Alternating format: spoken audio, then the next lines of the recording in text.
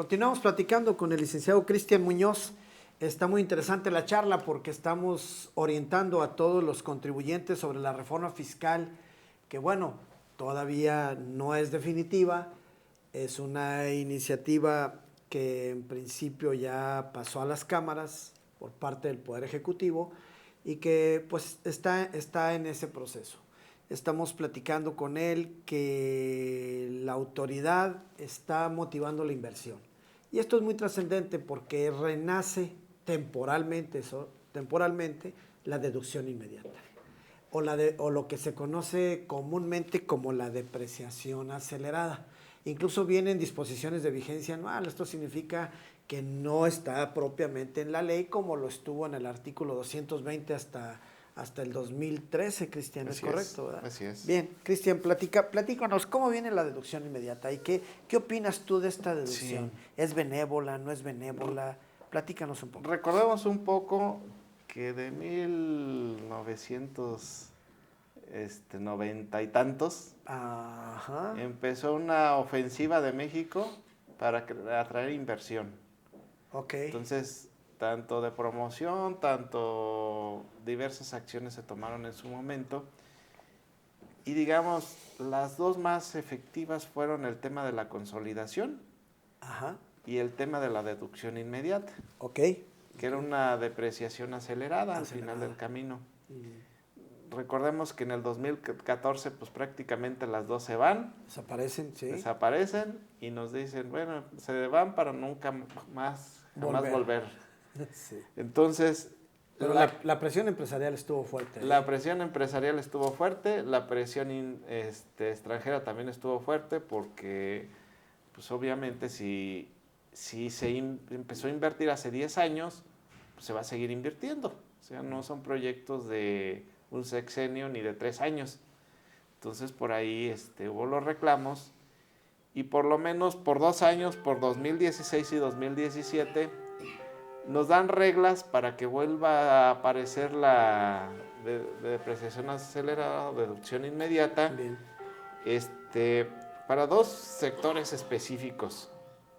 Por ahí nos dicen, oye, para las pymes, que el total de sus ingresos no supere no sea mayor a 50 millones de pesos anuales. Y para proyectos de inversión del sector energético. Ahora sí que la idea de este gobierno, de este sexenio, es inviertan todo lo que se pueda en sector energético y van a obtener todos los beneficios que quieran. Okay. Por ahí nos lo están topando, por ahí nos dicen, oye, para 2016 puedes tomar el 74% del monto original de la inversión y para el 2017 el 57%. Para inmuebles específicamente. Sí. Porque hay muchas tasas, Cristian. Por ejemplo. Ajá, como en ejemplo. Inmuebles, perdón, me faltó decirlo. Sí, tienes razón. Habrá que considerarlo que nada más es 2016 y 2017. Solamente 2 años. Quizás pensando en que el otro gobierno que pudiera llegar tomara otras acciones muy diferentes. Muy diferentes, muy bien. Entonces vamos a recapitular. ¿Qué sucede si un contribuyente, ya decíamos que genera el beneficio de la deducción inmediata? Esto significa depreciar de manera acelerada las inversiones. Así es. Cuando hablamos de inversiones, prácticamente hablamos de bienes de activo fijo. Así es. Que son a las que se les permite una depreciación acelerada. Es muy interesante, ponemos el ejemplo, vamos a poner un ejemplo, Cristian. Vamos a suponer que una empresa recibe en el año menos de 50 millones de pesos, se le genera el derecho a la deducción inmediata por estar en ese rango en el que no excede de 50 millones de pesos, y entonces esa empresa construye una bodega. La construcción de la bodega, pues su depreciación es muy lenta, Cristian. Porque claro, la construcción de la bodega se deduce 5% anual. Así es. O sea, son 20 años. En este caso, en un solo ejercicio fiscal, prácticamente en el ejercicio en que termina de construir, puede aplicar hasta un 74%. Así es. Si la bodega te costó $1,000,000 de pesos, tú puedes mandar a gasto 740,000 pesos.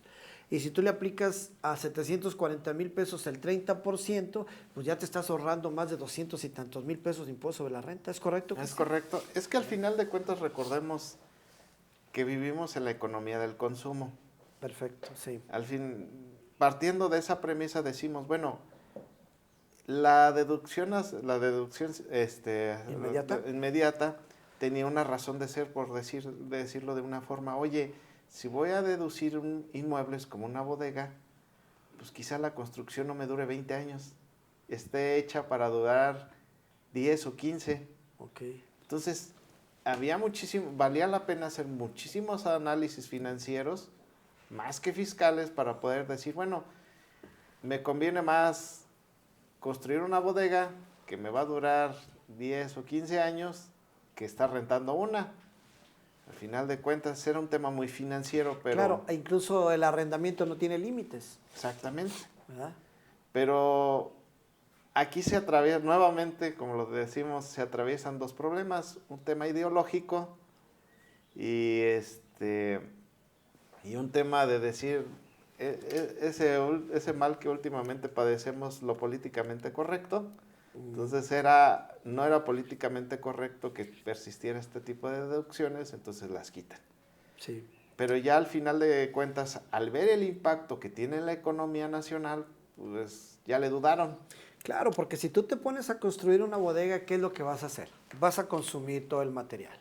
Así es. Vas a contratar mano de obra, Así vas a es. generar empleo, vas a pagar seguridad social.